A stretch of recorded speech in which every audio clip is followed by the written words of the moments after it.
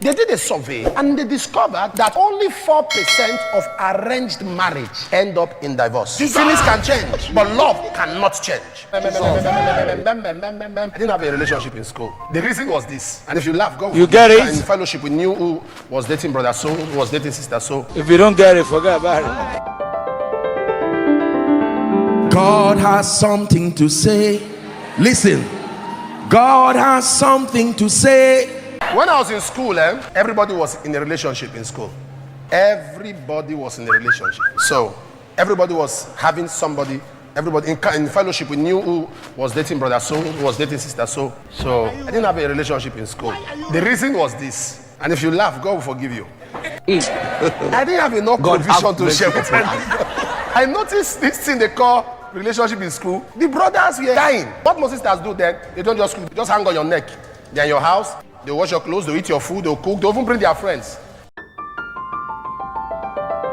When I saw 2-3 brothers and I understood the idea of relationship was about eat your provision, they open it, they control their part. Me, I said, no, I can't do this one. I did not have one person in school. So I was very careful. My mom gave me provision, I eat my provision. I enjoyed, so I didn't have one. But there was a lady that was my friend, and she kept saying, I will come to your house. I said, no. Come to your house. I said, no. It's not about, because once they come once, so I said, no. I said, no. Don't come. Because you know that's one thing you see today about relationship. When people are having a relationship, I think come to my house. No, my house should not be an immediate thing. It should not be an immediate thing. You can be in a relationship with somebody that both of you don't know your house is yet. Whatever I tell you, just listen. It will help you. And if a brother is disturbing you, come and know my house. You don't know where I stay. You say you love me. You don't know where I stay. You say you love me. Come to my house. And he say when? Tomorrow by 10. It means you are sleeping over. Agree. What did I say? Agree. What time? 10 p.m. No problem. Agree. When it gets to 9, I say, wait now.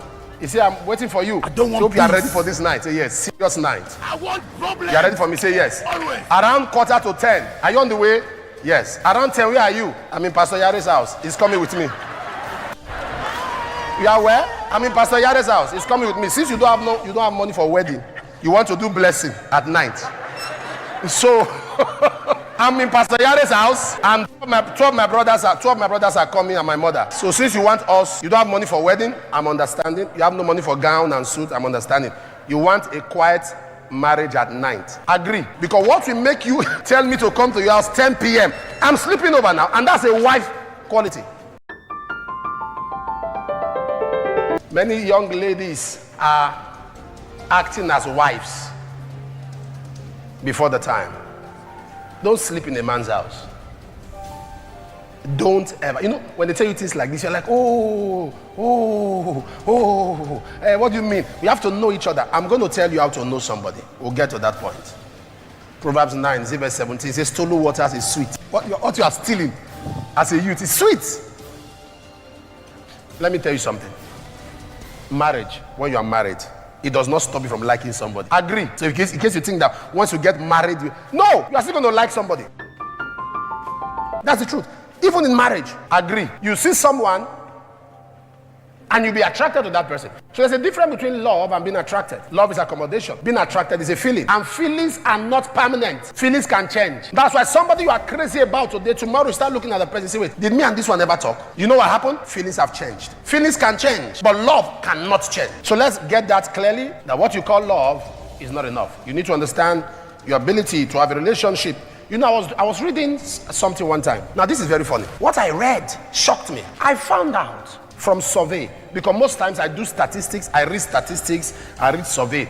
Survey comes from a function of how people go about brainstorming, they do analysis, so they arrive at a conclusion. So I normally like to read survey. People have already done all the work. What did they arrive at? Something shocked me. They did a survey and they discovered that only 4% of arranged marriage end up in divorce. But 60% of autonomous, I mean, what you choose by yourself, end up in divorce. I was confused. 4%, only 4% of marriages that parents arrange. They didn't know themselves, they didn't love themselves, but 60% of the ones that chose by themselves is because they do not understand what it is. It's like somebody coming to you and say, God said, you are my partner. I had a revelation and I prayed. I saw that God said, you're my partner. That should not be a negotiation power. You don't put that on the table. Whatever God told you is personal to you. God's wisdom is better than God's leading. Because the proof, God can speak to you that this is your partner, and yet both of you end up in divorce. Are you aware? God can speak to you, this is your partner, and both of you end up in divorce. Because after God tells you this is your partner, God will only lead you, but God will not teach you how to be responsible. The responsibility is up to you. How you are responsible. God said this is your partner. How you not treat the person is not up to God. God said this is your partner. How you not treat the person, the way you behave to the person is a function of knowledge. Marriage breaks. It's not because two people are bad. It's just that two people are not meant for each other. Or even if they are meant for each other, they are not in understanding of what is expected of each other. So they say, oh, that woman is bad. Oh, she has been divorced 3 times. So society begins to look down on her. Not because she's bad, but because she doesn't know much about marriage. Even if she does, she has not met people who are compatible to her. I don't know if you understand what I'm saying. She has not met people who are compatible to her. The people she meets, or the people he meets, are people who are all about themselves. You see, when I see people dancing on wedding, I'm looking at them, I'm confused. Do you know what you are entering? My father was a soldier. My mother was a policewoman. So I know a lot about the barrack. When they post somebody to Northeast, the wife start crying. Marriage is Northeast. Marriage is Northeast. When they post somebody to Northeast, they start crying. When you are getting married, have you seen a soldier? They are sending you to war and he's jubilating. I'm going to Sambisa. I'm going to that. I'm going to Sambisa. I'm going to that. That's what marriage is. Marriage is problem. 1 Corinthians 7:28. But let's do message translation and TPT.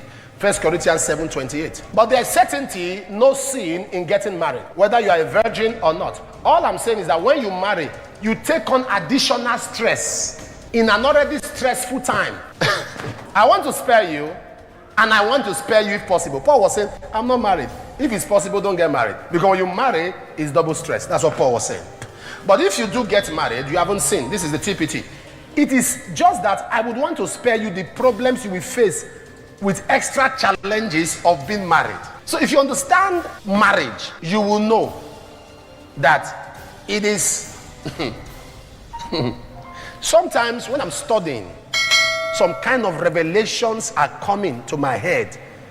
That's when Mama will come and carry herself and come and lie down and hold me. I say, Jesus. Can you wait? He said, wait what? Keep this one aside. How are you? Hi. If you understand how to put pressure to get revelation from scriptures, you will know that there are certain revelations, once there's an interruption, it goes. Because for you to get revelation from scriptures, you must put pressure. That's what the Bible says, and they pressed on him to hear the word. Luke chapter 5. It is pressure on the word that extracts revelation from it. So when she just come like that, she say, I am studying. He says, study what? Keep this one. And you must understand that marriage, before God, is marriage before ministry. It's not ministry before marriage. Yes, it's marriage. How God sees it, marriage before ministry. And for a man, that's for the woman. As a man, when you grow up, it is money first before marriage, then before ministry. It's money first, money.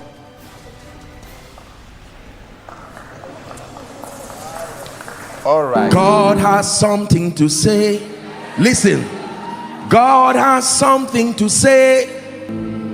Listen, listen. Pay attention. For God has something to say.